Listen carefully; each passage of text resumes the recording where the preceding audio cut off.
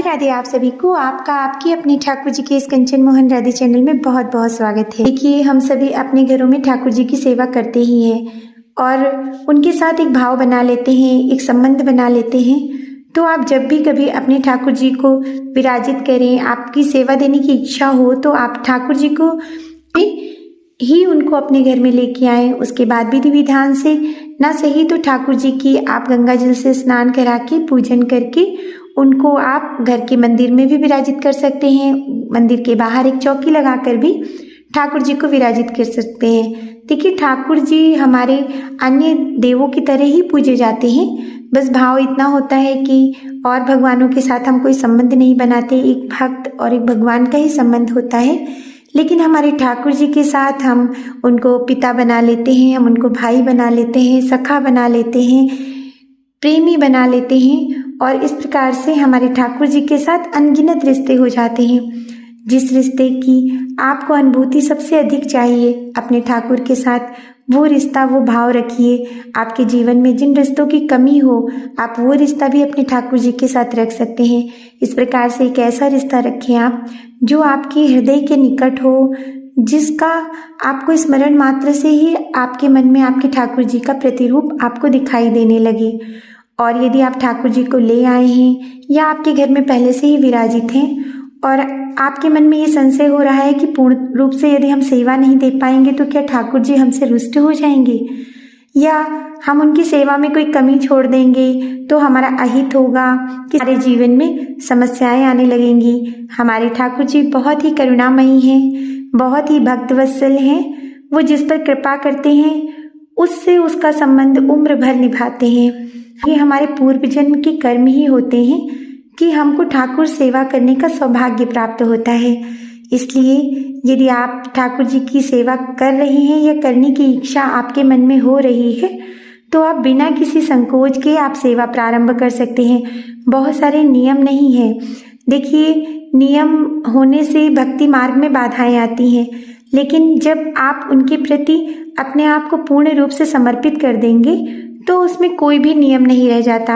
आपके ठाकुर हैं, आप जिस प्रकार से चाहें उस प्रकार से उनकी सेवा दें।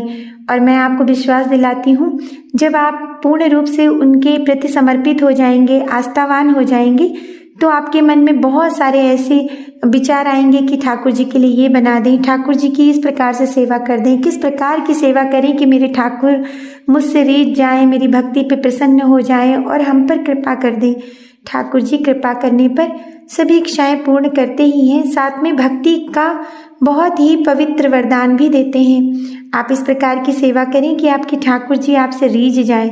और उनको रिझाने के लिए भक्त विभिन्न प्रकार के आचरण करते हैं। कभी उनके लिए कुछ बनाते हैं, कभी उनका भजन गाते हैं, उनके सम्मुख नृत्य करते हैं, उनकी लीलाओं का बखान करते हैं। और आपके प्रभु ने जो भी आपकी स्थिति दी हो उसके अनुसार आप उन्हें भोग अवश्य लगाएं।